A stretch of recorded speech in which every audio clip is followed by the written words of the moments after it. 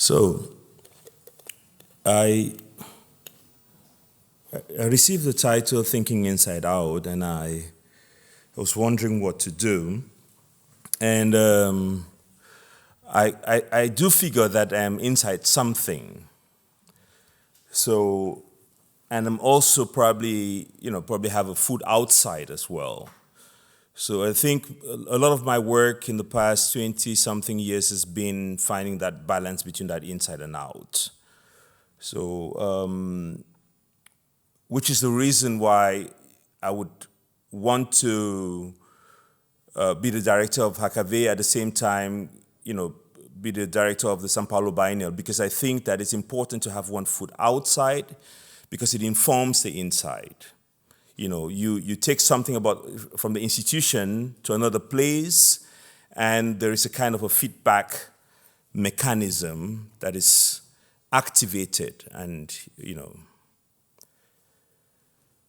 the few slides I want to show you have to do with coming into an institution with a particular kind of history. The Haus der Kultur in der Welt was built as a Congress hall.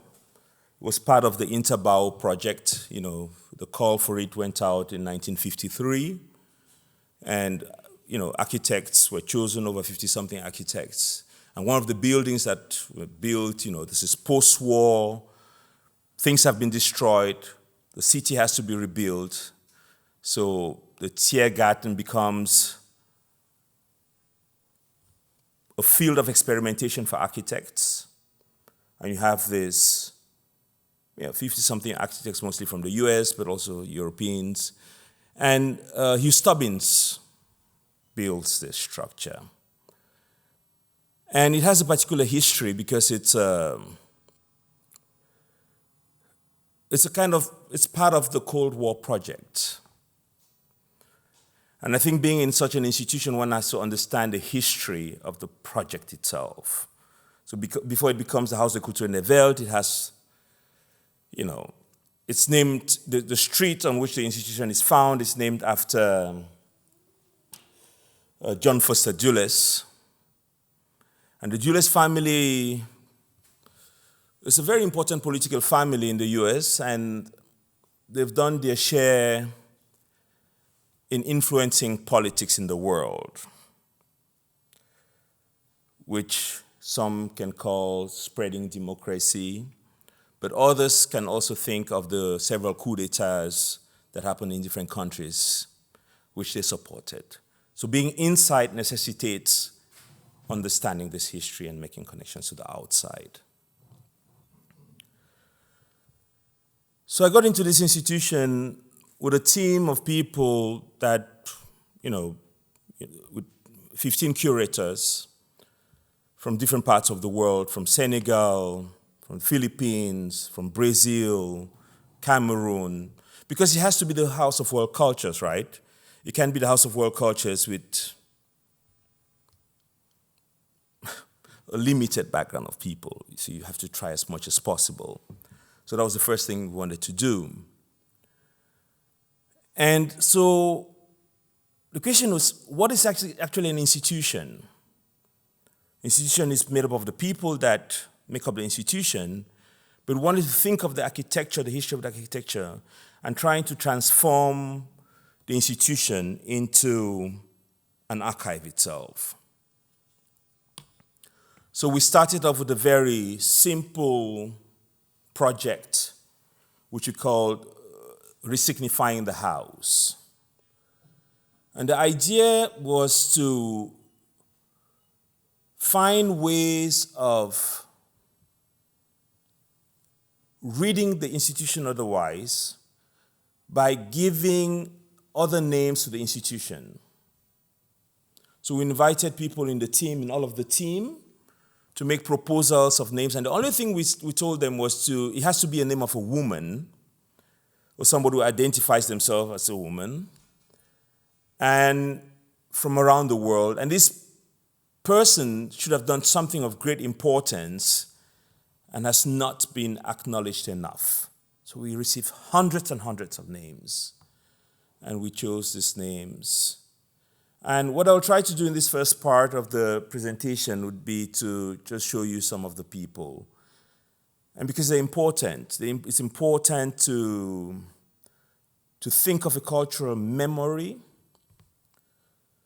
to think of what this inside-outside is, to think about how an institution that wants to be a house of world cultures could also reflect the world. That's why the subtitle is In Search of the World in Haus der Kultur und der Welt.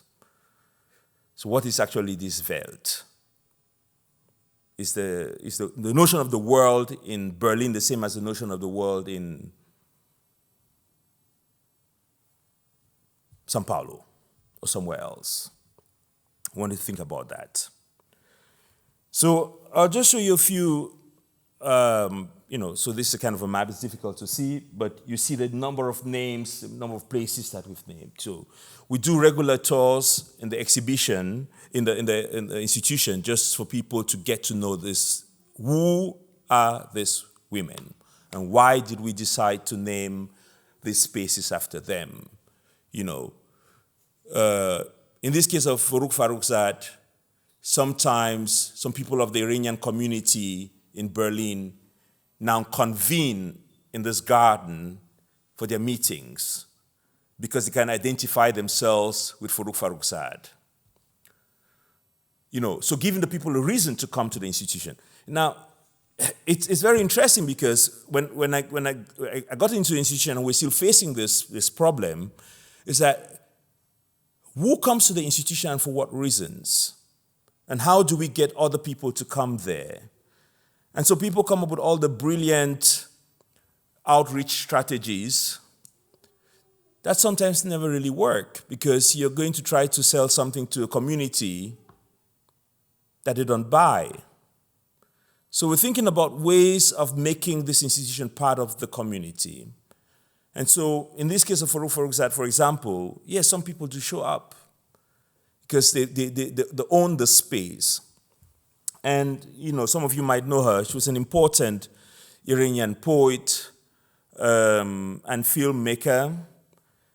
And I wanted to share this poem of hers with you. The Gift.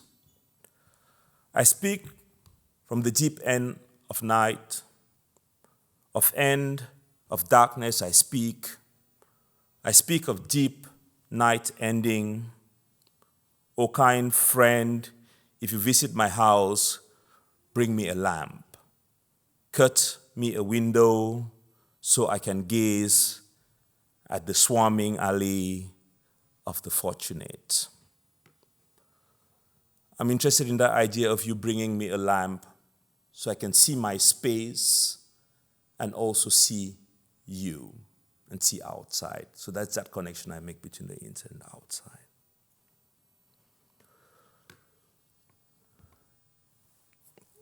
Many of you might know Günter Störsel. We kind of transformed the garderobe into the Günter Störsel foyer.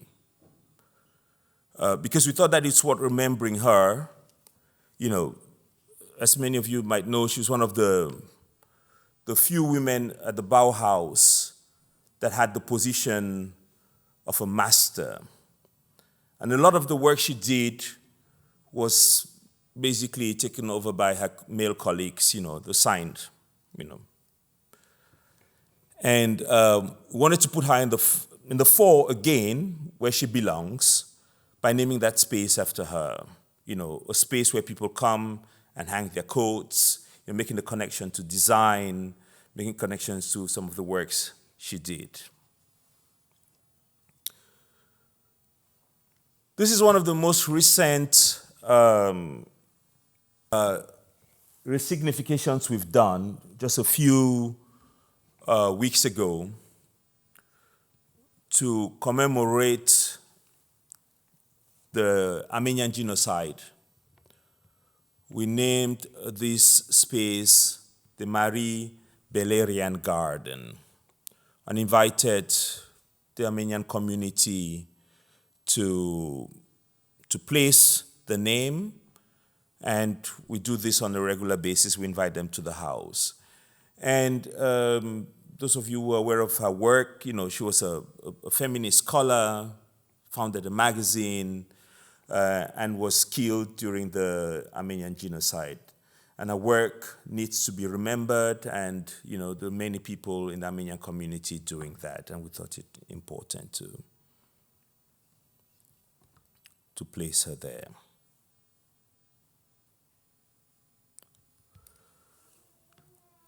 The main auditorium of the House of Culture in the Welt that accommodates 1,200 people, we named after Miriam Makeba.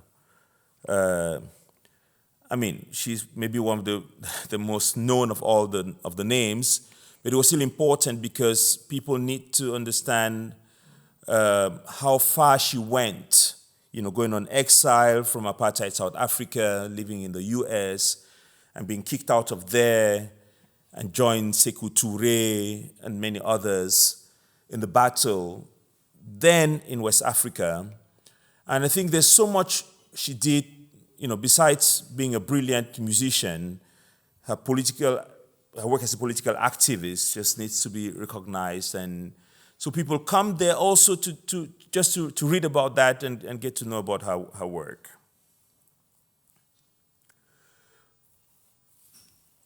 This is a very, to me, very particular case. I find the work of Paulette Nadal, and in general the Nadal sisters, very important. Paulette Nadal was a Martinican scholar, and she went to Paris in the beginning of the 20th century and founded one of the first salons, where people of African origin could meet and discuss about politics and about art and different things, So when you talk about the negritude movement, of course, everybody talks about Léopold Sédar Senghor and Aimé Césaire and Léon Damas and all these big boys. But without her, you would probably not have had the negritude movement. And she and her sisters created one of the first feminist magazines for women of African origin, So a massive contribution to philosophy of the 20th century, to cultural theory. She was also a musicologist.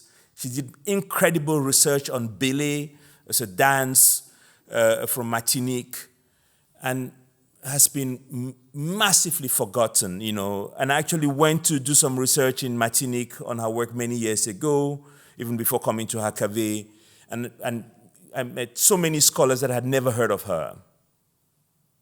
So when you come to Berlin in the summer, we have the music festival, Sonic Pluriverse. You can come to the Paulette Nadal terrace and listen to music and dance.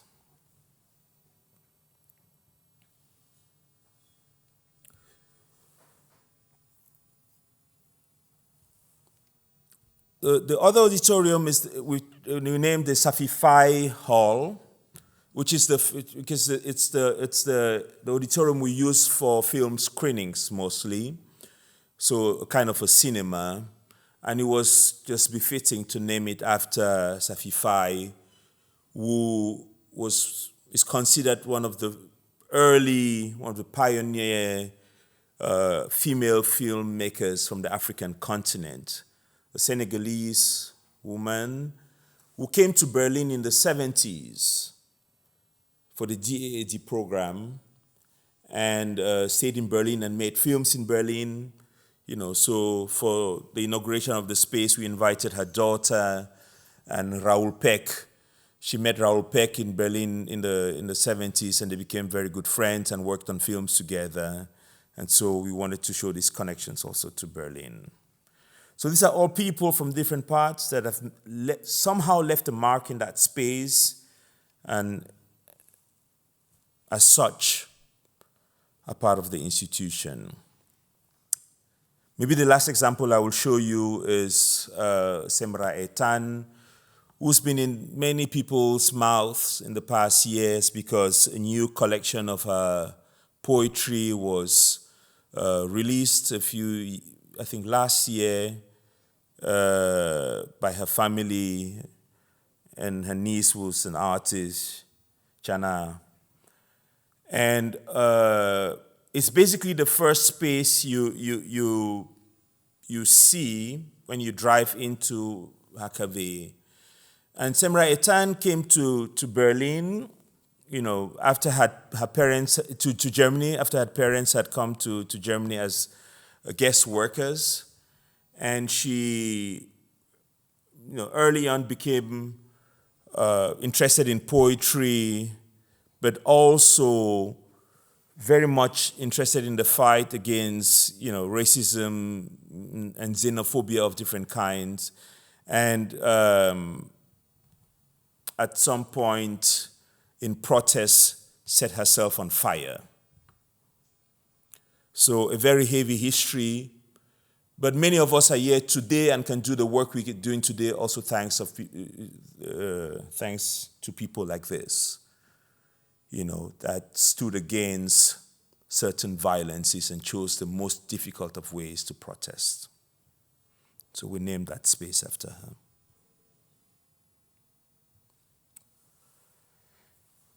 Again, the idea was to make the institution an archive. So when you navigate the spaces of the institution, you find the names of these women, and you can read them, you can sit there. The space in front of my office, for example, is named after Miriam Gebru, who was an Ethiopian composer and pianist, and there is a piano there. Whoever wants to play is invited to do so. So the next thing I want to talk about is a longer-term project we've been doing called heimaten. There are many ways of talking about this project. One of them being that when I came to Germany in the 1990s, one of the biggest debates was about the work of Hans Haacke. And Hans Haacke had just done this incredible garden project at the Bundestag. To me, a brilliant work. And he had invited parliamentarians from all over the country to bring soil from their different areas. And this garden was made of the different soils from different parts of Germany. But even more importantly, he had written in that garden with flowers, Der Bevölkerung,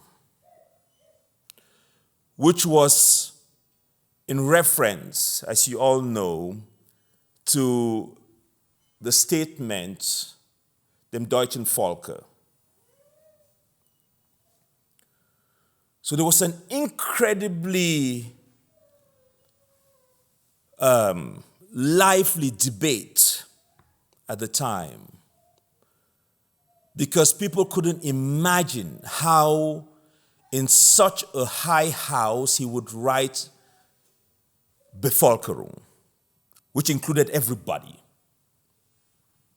Not just the Germans, but everybody who found themselves here. And I remember how much it caught my attention. It's fine, the baby can stay in. She has something to say. I remember that it caught my attention because there were so many people against that. How could he do that? And I remember reading an article already back then in which Hans Haacke, who's a brilliant artist and an incredible intellectual, said he can't leave he can't follow the notion of the folk because the people in this parliament have to cater for everybody who finds themselves here. And there are people that are in this place that work and pay taxes and also contribute to the society in different ways. So they have to serve the population and not just the people. not just das Volk. Now, fast forward many years down the line, we invite Hans Haacke to Documenta 14, and he does another fantastic project in Greece and in Germany, and we make these posters that are all over the country, and on it is written in different languages, wir alle, underlined, sind das Volk.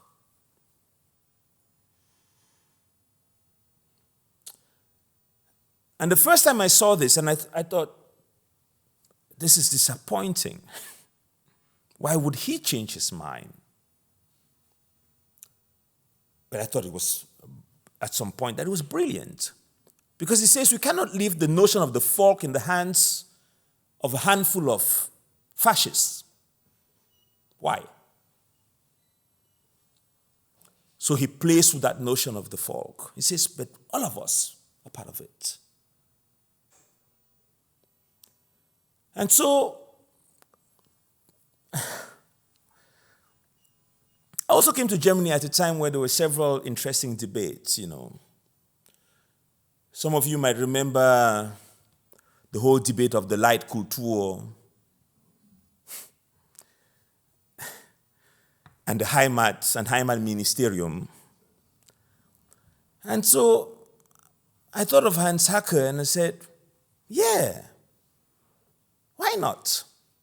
Why don't you do a project about Heimat? Why should we leave the notion of the Heimat in the hands of a few? Why don't we take the notion of the Heimat and, as Constanze said, conjugate it? Ich heimate, du heimatest, sie heimatet, wir heimaten, and so on and so forth. And that's what we try to do. To think of the Heimat not as a substantive but as a verb. So everybody that happens to find themselves in this space become part of that conjugation. Everybody with a passport or without a passport, paying taxes or without paying taxes, contributes in one way or the other in making the society what it is. And that's what is heimaten. So I write this project and go to the Bundestag with it. And since it's nice, it's heimat and so on, they give me 6 million.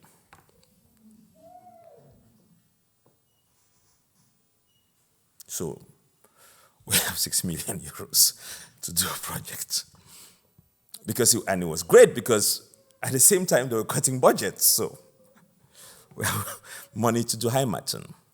So we invited a collective, different people working on different fronts in Germany, in different associations,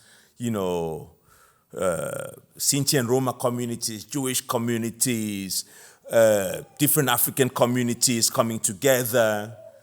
And what we do is we come up with a couple of series on heimaten. We put a heimaten network of 40 plus organizations around Germany, Austria, and Switzerland. And we do what we call the Decentralized Heimaten Festival every year.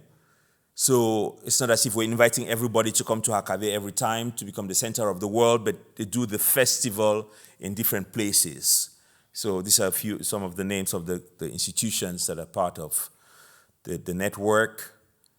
And we do several, they obviously come to HfG several times, we do things there, but it's important for them to do things in their institutions, so we are present there otherwise. So we're kind of outside, inside, inside, outside. Then we invited Ibu Diop and Max Cholek to curate the Heimaten project, which they did brilliantly until last year, and Max is continuing with the series this year as well. And one of the many projects we did, one of the many series we did was this one on de-Berlinization, Refabulating the World, a Theory of Praxis, which was insofar an important project because we used the possibility of heimaten to think about the partitioning of the African continent. So as you all know, in 1884, 1885, Otto von Bismarck invited representatives of the 14 so-called great nations to come to Berlin, and they sat on several tables and they chopped the African continent into pieces. And that's how Germany took Cameroon, where I come from, as its colony, Togo, Namibia, and so on and so forth. And it's quite an important event because it shaped the continent forever. I personally haven't been to my home city for the past 10 years because there's a war going on in Bamenda. And this war is directly connected to this history. So because Germany took over Cameroon and lost the First World War, so the winners of the First World War decided to partition the country. Part of it was given to the British, part of it was given to the French. And so fast forward many decades, you have people fighting against each other because they're Anglophone or Francophone. An identity that was imposed on them. So, and the economy of the African continent, especially Francophone Africa, is still very much tied to this partitioning. So a country like Cameroon and many other Francophone countries on the African continent still use the franc, although the franc doesn't exist. So the CFA. So the economy of these countries is basically controlled in France. So it's very important to take some time to think about it. So Berlin has somehow very much shaped the African continent, but the African continent has very much shaped Berlin and Germany as a whole. Some of you might know that the Brandenburgers and the Prussians already had colonies in West Africa in the 1600s, so what is called the Gold Coast today. Until 1717 that they sold the Gold Coast to the Dutch. And from that money alone that they sold the Gold Coast, they could develop a huge part of this country. And that's why we asked the question, wem gehört Deutschland? So our histories are so tied to each other that we can't just say, you're this, you're that. So we use the opportunity of the heimaten to say, actually, the people conjugating this heimaten that are not even here.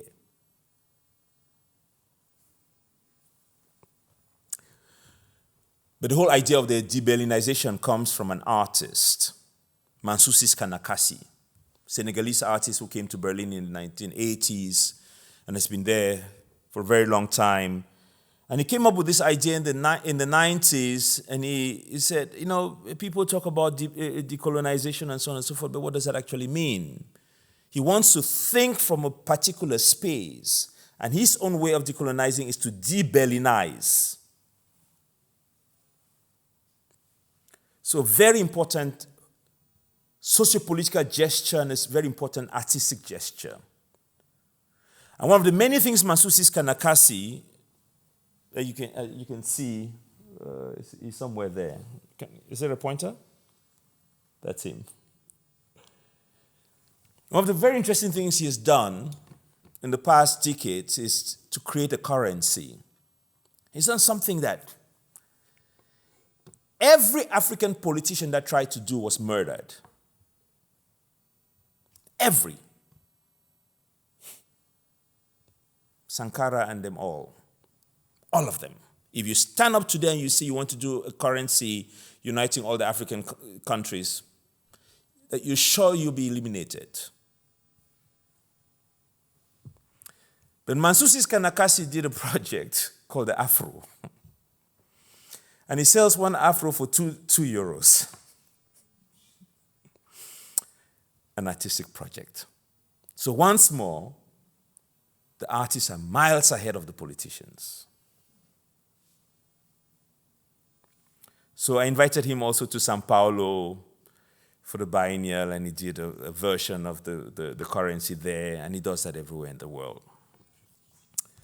Do I have time? Yeah. Just some pictures. Anyways, we invited Tikinja Fakoli. Some of you might know him. He's a big reggae musician from Côte d'Ivoire. And we had a full house, and it was fantastic. He's a very politically conscious musician. And so he really understood what we're trying to do with the de-Berlinization. Then the Heimatisierung project was one of the projects that Max Cholek and Ibu Diop curated. And the point of departure was a conversation we were all having on the notion of creolization. What could the notion of creolization look like in the German context? How could we think of belonging otherwise? How could we think of this plurality, fine here? And so Max came up with the idea of the Heimatisierung, which they worked on. So invited people from the four corners of Germany and beyond to be part of this. I'll skip this, too many projects to talk about. But one of the fun ones was the public screaming, which happened on election day, because we knew that things were going to look bad, or at least difficult. And we didn't want people to sit in their homes frustrated, so we invited people to come together. Instead of just watching it together, you could scream together. And it's very cathartic, You come and, just scream. Who gives you that space? So it was a luxury. And so we did that. We also did the große Elefantenrunde, where politicians come together and they pose and they talk, I'm the biggest, I'm the strongest, and so on and so forth. So we did that, but with artists and other contributors.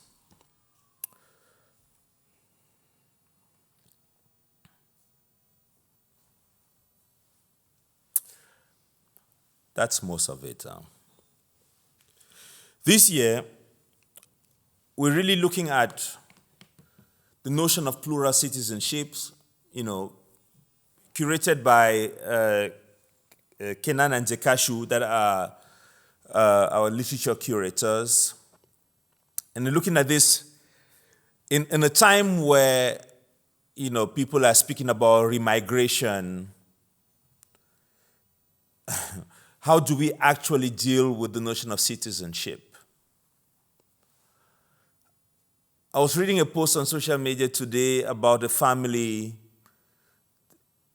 that lost their citizenship because their great-grandfather,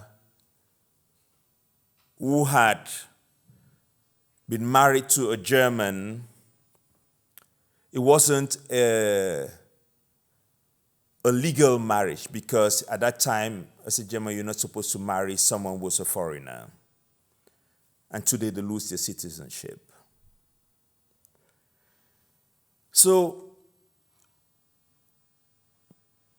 how does that citizenship even protect you? And is there an idea in a and also one of the debates that I observed when I came here was the question of the Doppelpass, in which it was just unbelievable to think of the fact that you can be German and something else. But how do we actually think of the possibility of being plural? Because we're never just one thing. You're never just male or just female. You're never just German or Cameroonian. You're never just one thing. So in this whole series, they invite mostly people from literature, but also performance and so on and so forth, to think about, belonging as becoming.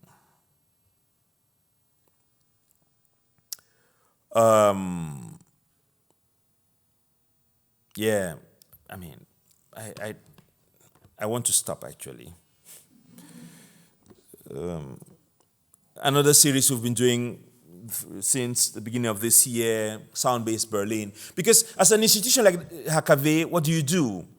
You go out to invite, the most brilliant artists from all over the world, and you forget that the world is in Berlin.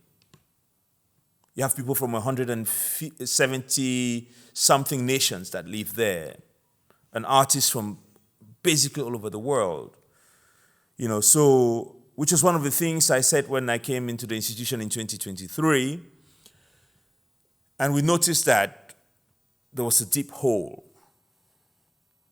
So we started looking at musicians from different parts of the world that are based in Berlin. So we do the Sound-Based Berlin. So every month we invite a local musician to come into the house. And it's been an incredibly beautiful project, super well visited, younger, older artists that come together, and so on and so forth. Common Exceptions is the film program in the framework of Heimaten, that is curated by Chan Sungu, film curator. And this is the most recent one that happened just last week. Relational Work, Relational Power by Karakaya Talks, Esra Karakaya, that some of you might know, and Jenna Wehen-Pol. And I've hardly seen the house, so it was a beautiful takeover of the institution, They had these people from vast different communities coming together, and they made these different sitting positions in the house, and you had, 500, 600 people in the house just taking over the whole building. If that's not inside out, then I don't know what inside out is.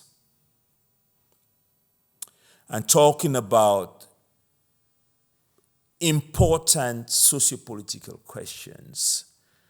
And the prompt was very easy. Different important voices were invited to come to HfG, and people could register to ask them frequently asked questions. Any question you want to ask, you could just ask. And this is extremely important in these times where our speeches are being regulated, in these times where people don't actually listen to each other, in these times where people are cancelled, and so on and so forth. How do you create a space where people could just come together and ask those questions, irrespective of what? So I'll end here and take your questions, irrespective of what. Thank you.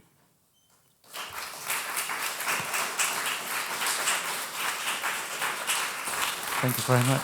Inspiring as always, poetic as always. My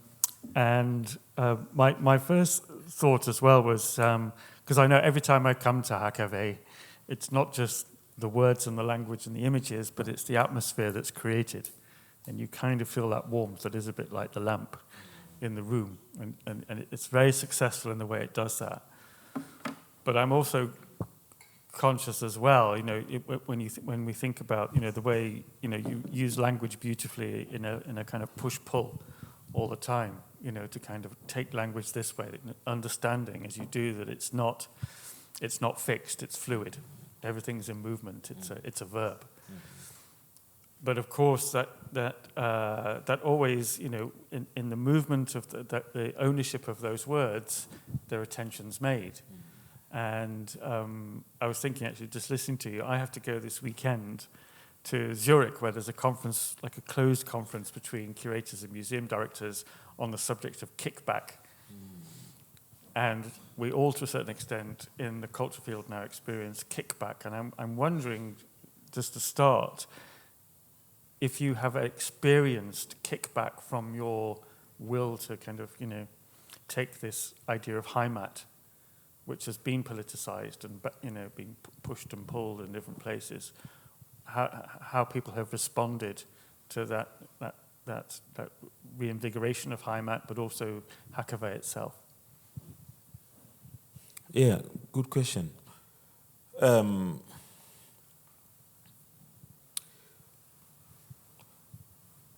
Obviously, there's kickback.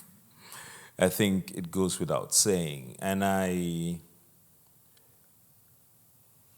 on so many levels. So heimaten, there's been some kickback. To my being in the institution, there's been some kickback. To the kind of the way we've tried to rethink the institution, there's that. But it's part of it, you know. I like the notion of friction, you know, being a scientist and engineer myself. I value the idea of, you know, Reibung, you know, because whenever there's mechanical energy, you know, when you rub your hands, you know, this transformation of mechanical energy to thermal energy is very interesting. So we try to work with that kickback. And I think one of the best ways of doing so is to incorporate it into the project, try to work with it. So sometimes it's more successful than others. Sometimes the kickback is done respectfully, sometimes very violently, you know. But we have to work with that, you know.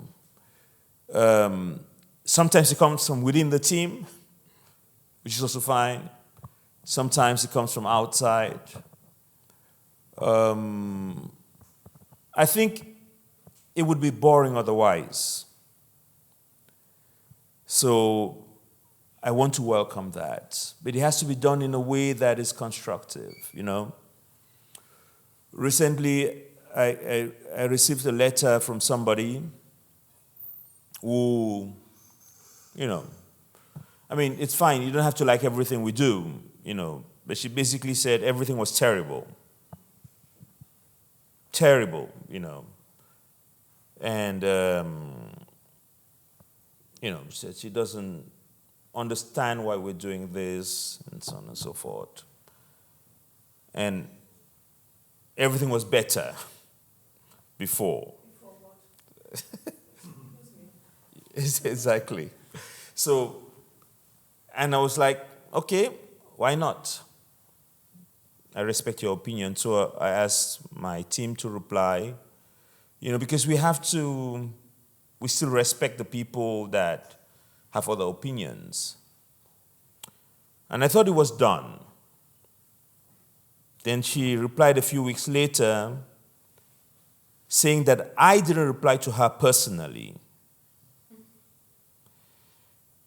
And so the first email was printed out, it was 5 pages. The second was 3 or 4 pages. And the second time she put the editors-in-chief of the biggest newspapers in Germany. You can name them. And so on. So I told my team, this is the time we have to relax. So you have, you know, but I mean, because we're speaking about kickback. Of course, there's also a lot of positive feedback. It shouldn't be understood as if, just criticism. But it's part and parcel of it. It's a certain form of resistance you have to work with. If you come into an institution, for example, and you say, I'm bringing in 15 new people, not everybody's happy about that, right? So how do you do that, And it's been a very interesting journey. And knowing that there was going to be feedback, we found different modalities of working, with mediators, before and after, and so on and so forth. So, yeah. But in a way, I'm just thinking, does that reflect in the way, is that a sort of microcosm of the way that the kind of heimaten project works as this decentralized system? That you're sort of making you're cultivating plurality, even in the institution itself. Yes, within and without the institution. So the notion of plurality, we're trying to do it in a very organic way, right? But also, it's more actually, the idea of doing the decentralized festival is to imagine a way in which an institution can afford itself the privilege of not only sitting there and hoping that everybody will come to you, but finding a way to go to the people. So it's very nice to think that, because you're in the center of Berlin, you're in the center of the world, but you're just not, right? So in most of the projects we do, we try to do this. Like for the Tirailleurs exhibition we're doing right now, we're working with institutions we're working with Ancrage in Marseille, we're working with Raw Material Company in Dakar, we're working with Hide and Seek in Taipei, Alice Yard in Trinidad and Tobago. I might have forgotten one other. But so we constantly try to reach out to others, knowing fully well that we do not have all the knowledge, right? And so we've tried different possibilities of working on that. So the very first project we did coming into HfG didn't happen in HfG. It happened in the city. So we invited 15 or more philosophers from around the world and pose one question to them: what to do with the world? Seems like a very simple question, but I personally didn't know what to do with the world in Haus der Kultur in der Welt. You want me to be the director of the Haus der Kultur in der Welt, but what is this world you're talking about and what to do with it? So the responses were brilliant, and so the work was a collaboration with Wolfgang Tillmans. So we sent all the answers to Wolfgang Tillmans, and he did these incredible vessels for them. I don't want to call them photographs because some of them are like collages, some of them photos, and so on and so forth. Or maybe a better way to say it would be, he made beautiful pedestals for the answers. And so we took over billboards all over the city, from Matan to Wannsee, across the city, right? That was the very first exhibition, what to do with the world. By the way, if anyone wants to ask a question, please do just raise your hand. But we'll need to use the mics just because we're recording. But, yeah. I might have another question. Thank you very much for taking us to the program of HfG, and it looks very playful, and this conjugating and shifting of meaning, and looks like finding gestures also. And but I think, translates to me, and I also know it by going there. If you are in the HfG, and you said it yourself, it looks very easy to do that, yeah, to conjugate and to shift meanings. But outside, like, or in a very normal educational context, it is so hard, yeah, to conjugate things, words like Heimat or Gesellschaft or Volk, or in my mind always comes the term Volkseigentum, just from my past. It's the word I really love to think about. It is so hard, and I mean, you said it's you are doing this network, and not everything is happening in the HfG itself. It's also happening elsewhere. But what would you think about? And also, I'm a professor in HfG, and I think that all this knowledge you gathered, also in all these years of savvy contemporary, yeah, how can this knowledge, which is like knowledge also coming from another perspective on this German reality and German society, how can we translate that better into educational contexts, but also into universities, yeah? And I think this knowledge gathered in savvy and in HfG is hardly appearing yet in the academic context. Okay, thank you, Constanze. It's a very, very, very important question. Huh? So, I am extremely sensitive about this, extremely conscious of it, especially because I come from those spaces. I come from community work. I'm interested in the fact that these things that institutions do should get into the communities, should get into schools, and so on and so forth. So if I told you that we had found solutions for that, I would be lying to you. But what we are trying to do is constantly invent tools to make that work. I can name you a few of them, and I've done that across the board. I would do a biennial in Mali, for example, and one of the exhibition sites would be the school refectory in a girls' school. So you would take that there. So the exhibition is happening there, the discourse is happening there, right? I would do the São Paulo biennial, and we will take it to, it's happening in São Paulo, but before we get to São Paulo, we do what we call the invocations in Marrakesh, Guadeloupe, Zanzibar, Tokyo, because we have to go learn from there, and we need to be able to spread the ideas we're trying to do in these different places. So we're constantly developing tools for that to get there. Now, my own entry point as a person, which is not always the case because you work in a group, mainly two things. One is popular culture. So, for example, music.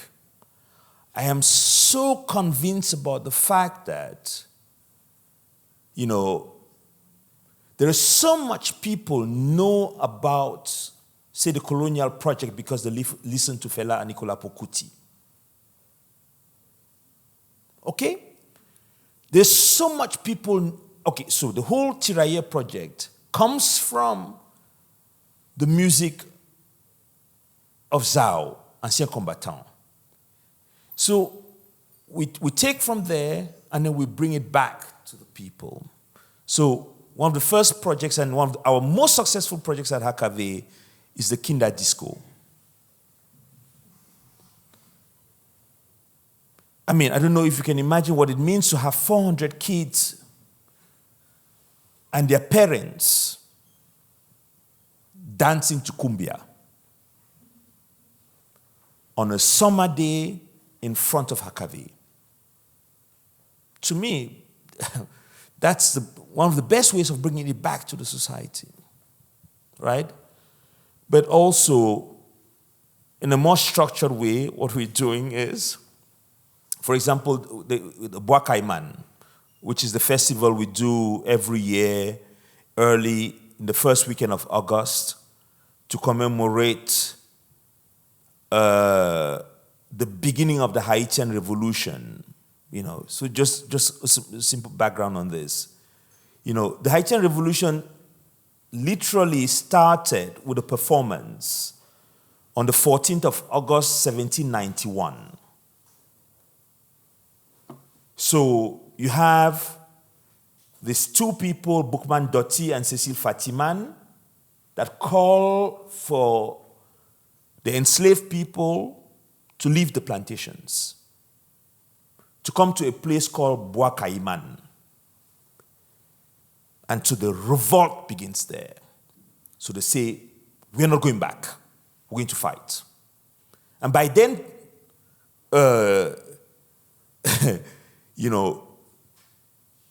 very few people, especially the big generals, are not yet part of the revolution. But they begin there. So what we do on a yearly basis is we do this performance event in August, and we invite, I think you're in conversation with the curators, we invite universities from across the country, to make connections with them. Not only to see that this is happening, but that we can actually imagine this together. Because that project of coming together on the 14th of August, 1791 was the sowing of seed to imagine something that was unthinkable by the time. So when Haiti becomes independent in 1804, nobody could imagine that black people could come together and create a nation for themselves. Right? But them. So that's what we try to do. So, and to be able to do that, we have to connect with different people. So we're constantly working on that, right? And it's a long process, a difficult one. But in a way, I always see that's kind of a project for cultural institutions across the board now, and why we need it modeled in different ways, different kinds of ways, and in different places, because the way we learn is changing exponentially in a way it hasn't. With certainly from perspective here at ZKM, I'm interested in the way technology is changing the way we learn, the way we absorb the world, the way we communicate, and this is changing very, very fast. And we're seeing this infecting the way that polarization is happening in society as well. So for me, it's really important, whether it's it's like a Hochschule or a cultural institution or a museum or whatever it is to be the place where you can model different ways of learning. And that's through ritual, through performance, through activity, through visuality, not necessarily through text.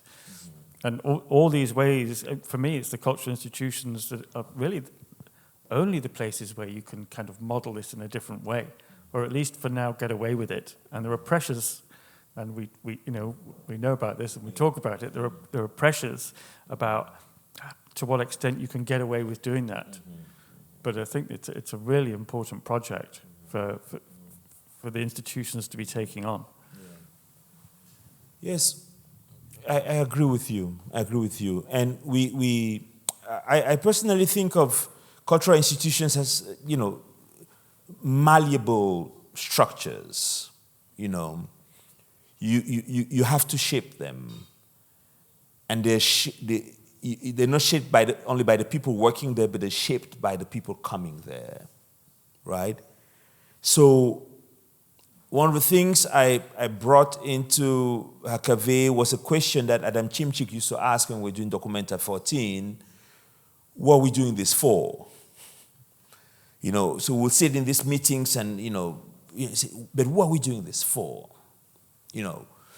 And we'll always come back to the conclusion that we're doing it to the larger audience, to the people, So how do we get back to that? So what kind of feedback structures can we put in place to actually hear what the people want from us? Because oftentimes we think that, and it's partly so, that of course the responsibility of, or the mandate of a cultural institution is to create knowledge, cultivate knowledge, and disseminate knowledge. But at the same time, that institution is also taking up knowledge, cultivating the knowledge that it took up, and helping disseminate that knowledge that it took up from outside. So the institution must be porous enough to receive what is coming in. So we're constantly experimenting on that, right? So, yeah, exactly. There's a question there.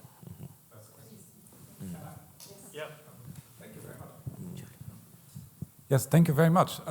Just because you mentioned that, first I thought I might tease you with that question, but I think it's not teasing, because between the lines you also said several things about, let's say, the specifics of Berlin as a city. It's not only international, but it's also very artsy. As you said, it's a place where artists live. And I was just wondering, is it sometimes that you think it's just too perfect? You know why? Not because it is exceptional in the degree, in the amount of artistic people living there, but it is a very special situation if you have a place where so many creative people live. They all agree somehow on the importance of culture. There's so many universities, there's so many intelligent, creative people in a very general sense. So that is a great advantage, without doubt. But on the other hand, if that is your resonance space, and if you say, I want to bring in the knowledge from the people to our place, and mostly all the people you bring in are somehow artists, then it is completely different than many other places on this planet. Okay. You know what I mean? So is that sometimes a moment where you think this is just too perfect so that you would have to go somewhere else? No, a very, very good question. It's not even a teasing. It's a very good question, because, again, I'm very much conscious of that, and we talk about that in the team a lot. Now, you would be, I hope it will be reassuring for you to hear that a lot of people that come to HfG are not part of the artistic communities. And so you're right in the sense that it might be easy to get the art-affine people to come there. But what about my neighbor in Neukölln? So, and I talk about this with my curators all the time, This institution belongs to her just like it belongs to any other person. So how does she see herself in that institution? So I'll speak concretely so you get what I'm talking about. 2 years ago, we did a project called Echo der Brüderländer, Echoes of the Brother Countries, in which we worked on the people that came from the so-called brother countries to the GDR. So a very important part of German history that is so overlooked, right? So these people came from Vietnam, from Cuba, from Angola, Mozambique, whatever, from communist countries from around the world. Came to the GDR, worked. Some made families, some stayed. After the fall of the wall, many were bundled and shipped away. Many of them going back without their salaries. So because when they were working, they were paid 40, 50% of their salaries, and 60 to 50% was kept by the state to give to them when they go back, also as an incentive to go back. All of a sudden, after Germany was reunified, nobody felt responsible for that anymore. So these people, many of them still going on the streets in Maputo, in Mozambique, asking for their money. So we did this big project.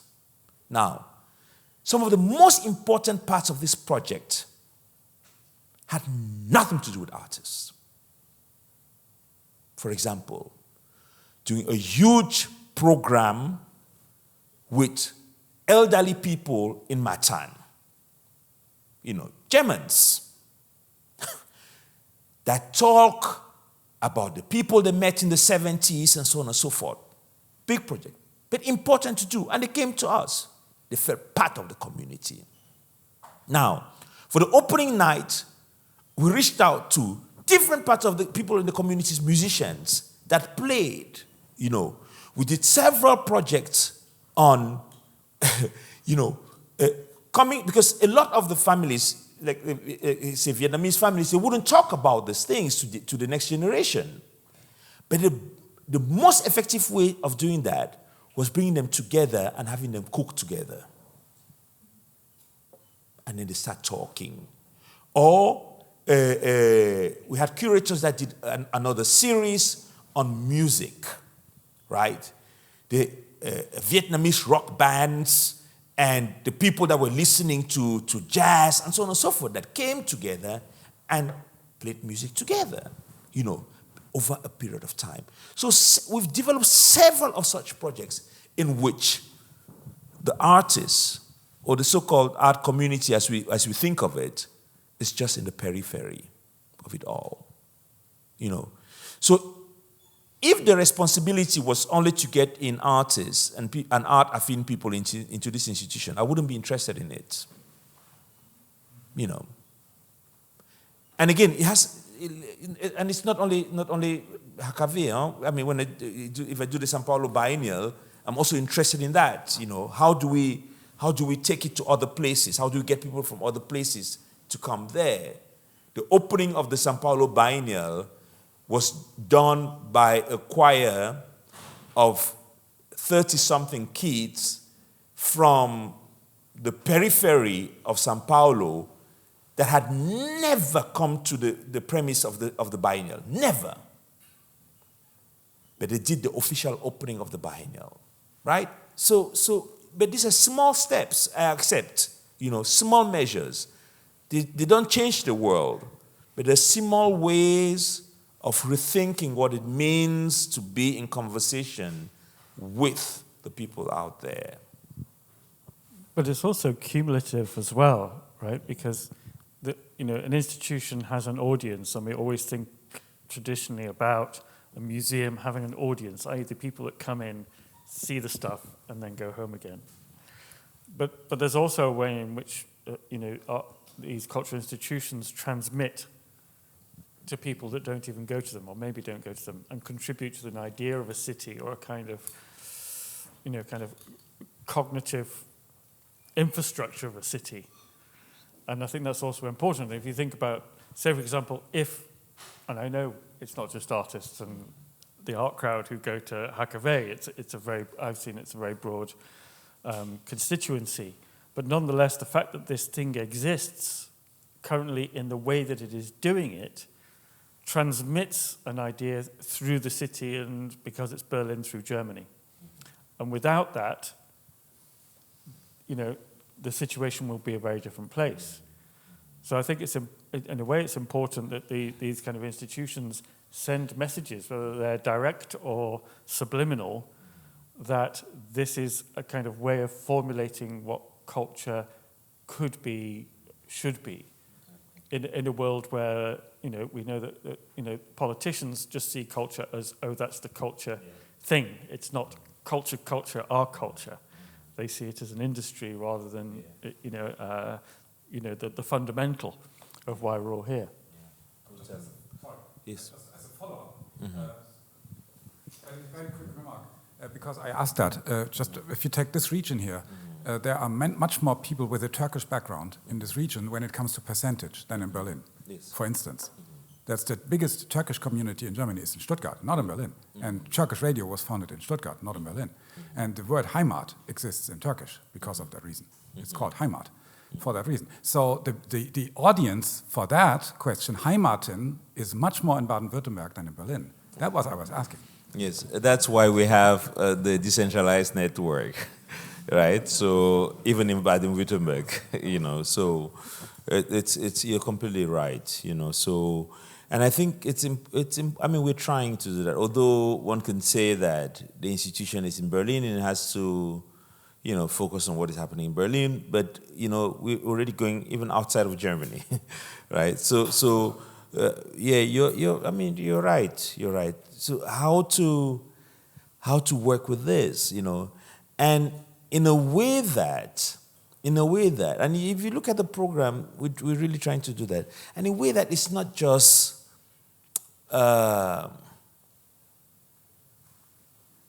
bringing in people as decoration or quota.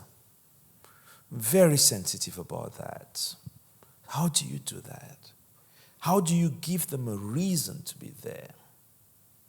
So that's what cracks my head all the time. You need to give them a reason to be there and not just have them, as a dressing, right? And that's what we're trying to do, right? But also you need to get stuff to them.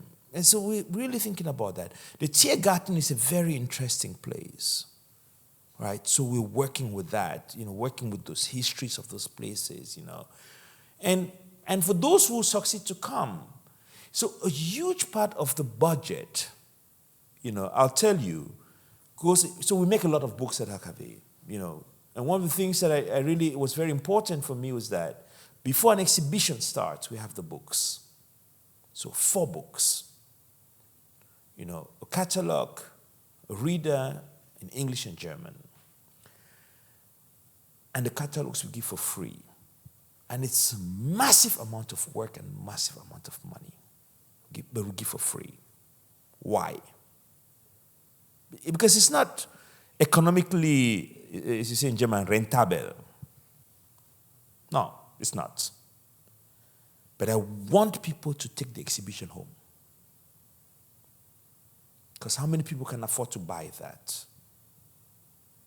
But we've done, and I've insisted on that, because if you do the calculations, there's no reason to do it.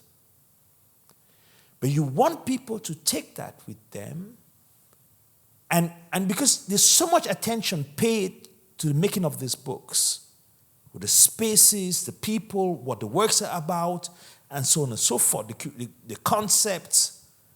So I have a very naive hope, that I'm holding on to, that it also plays a role in this dissemination of knowledge and that people pass it on, right?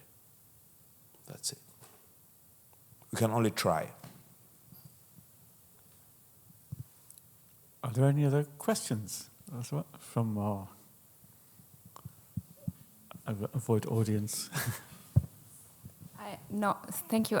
I don't have a question. I just wanted to say that I think exhibitions like the Bruderländer exhibition are not only important to inform us who don't have anything to do with the topic to learn about it, that it existed, but I imagine it's so moving for those who are affected by it and who had been here in Germany and their stories have never been told, and now they are being told. And I think exhibitions like this are very important for us to get informed about it, but also for the people who are affected by by these topics and by these situations. So I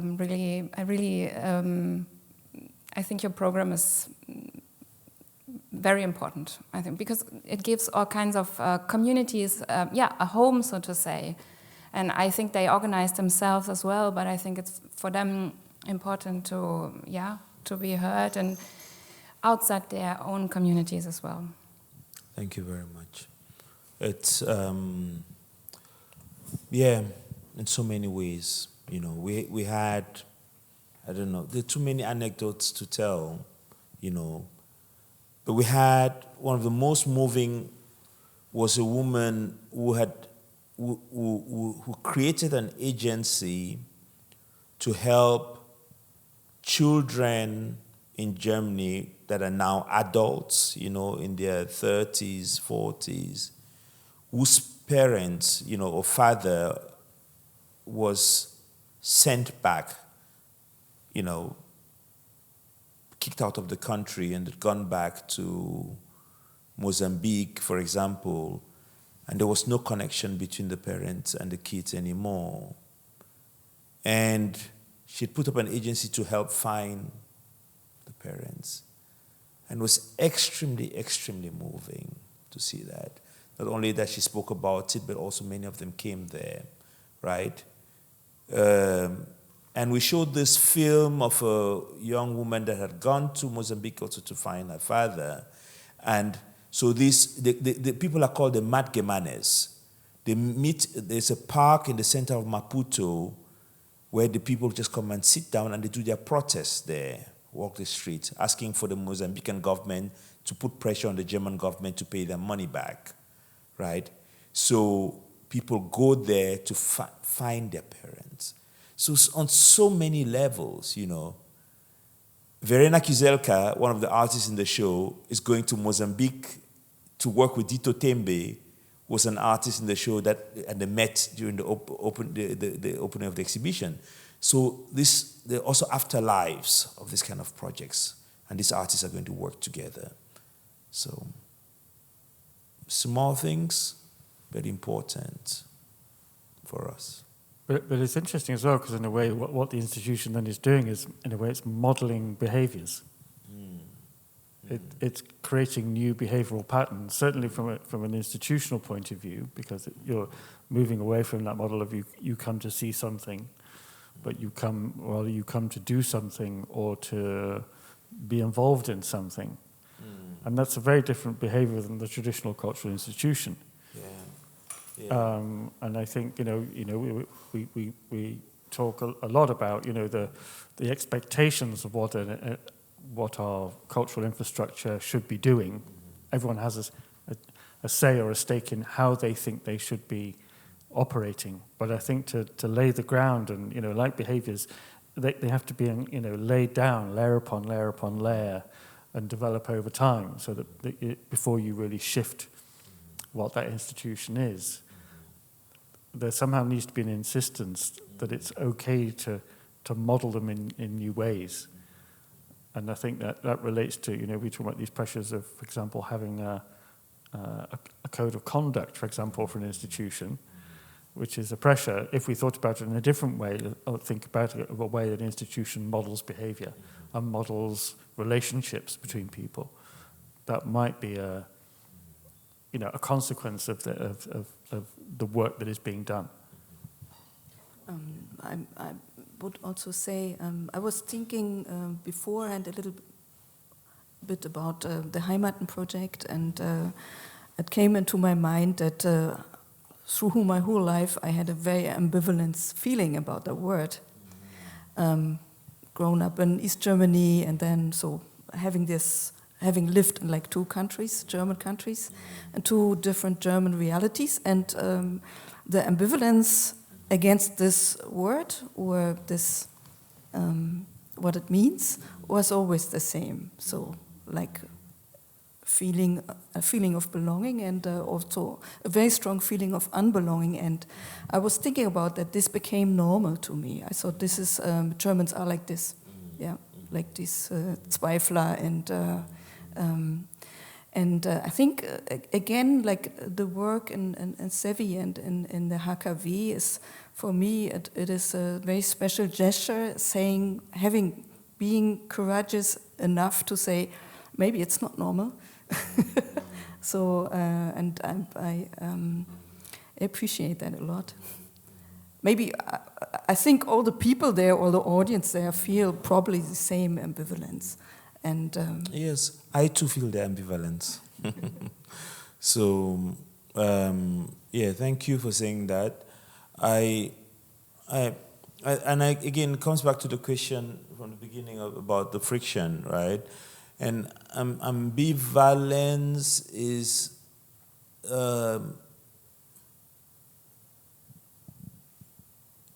could be generative in the sense that, I think there's a certain violence that also comes with certainty. That this is like this and there is no way it's going to shift from that. And we know that every development in the world, every invention has come from uncertainty. The fact that something might already exist and you think something else might be out there. So we live for hundreds of years accepting, in mechanical physics that what we see is what we see, and that there are these forces that work on certain objects, and there are these relations, and so the reality is that it is either 0 or 1. For more than 100 years, Niels Bohr and a couple of others have told us, and the conversations between Bohr and Einstein or some other quantum physicists and mechanical physicists has always been about that you're as certain as you know. And everything beyond that, you can't be certain about. Because now we know that it can be 0 and 1 at the same time. It can be 0 or 1, and beyond, right? And that's why quantum computation becomes so interesting. So the ambivalence and the uncertainty becomes very interesting, in my opinion. Yesterday, I was teaching a class on the body, and we're watching an interview by Michel Serres, the French philosopher. And he wrote this book, I've forgotten the title, on the body. And he says what he's most interested in is what he doesn't know about his body. Because his body, because he used to be an alpinist or climber. And so the moment you know you cannot get there, your body suddenly tells you, yes, you can. You can stretch a bit further. So the body has so much potential. So I'm really interested in that possibility of going beyond what is considered normal, what is considered acceptable, because in daring into those spaces, there's something generative. I think most of the work is around that, Not to push the limit because of just for provocation, no. But what else can come out of that space that could be of help to the communities in which we find ourselves, in the world in which we find ourselves today, So from the very beginning, even with Savi, it was always about that, If you take, for example, the project we did early on called Colonial Neighbors, it was really that, saying that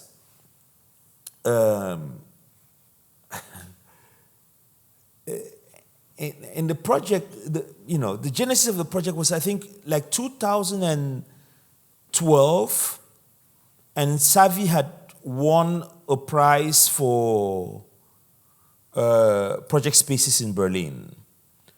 And so the Senator for Culture at the time came by and he asked me, where do you come from? I said, from Cameroon. And he said, oh, a French colony. And I said, oh, a German colony. And so he said, oh, but just for a short time. So I said something that I don't want to repeat here, but, I asked him, so from when to when were the Germans in Cameroon? And he couldn't tell me. So we started this project. What if we asked our neighbors, in that sense, the neighbors almost in the biblical sense of the word everybody. What do you have about German colonial history? What do you know? What do you have? It was quite interesting to see what came together. So I went to my partner's mother, a grandmother, and she gave me an album that her grandfather, who was a soldier in Cameroon, had brought back. That was the first object we had in the colonial neighbors. An album of photographs from Cameroon from 1916-17. First object. Then we started asking people. People had postcards, stamps, bracelets,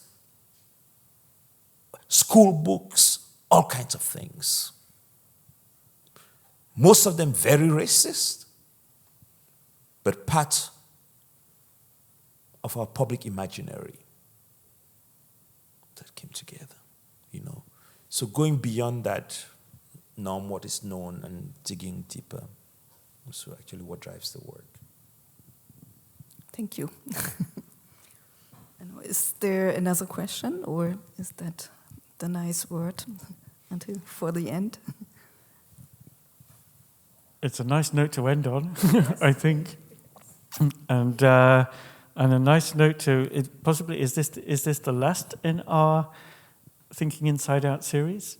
I think we discussed it would have a new name, but I remembered actually also, just to round off, that I remembered that the name Thinking Inside Out came from Yuck Hui in his Post-Europe book, when he talks about thinking Europe inside out. And in there, he also is discussing heimat and heimatlosen, and the feeling of homelessness, and what is required now to have a different kind of heimat in this, kind of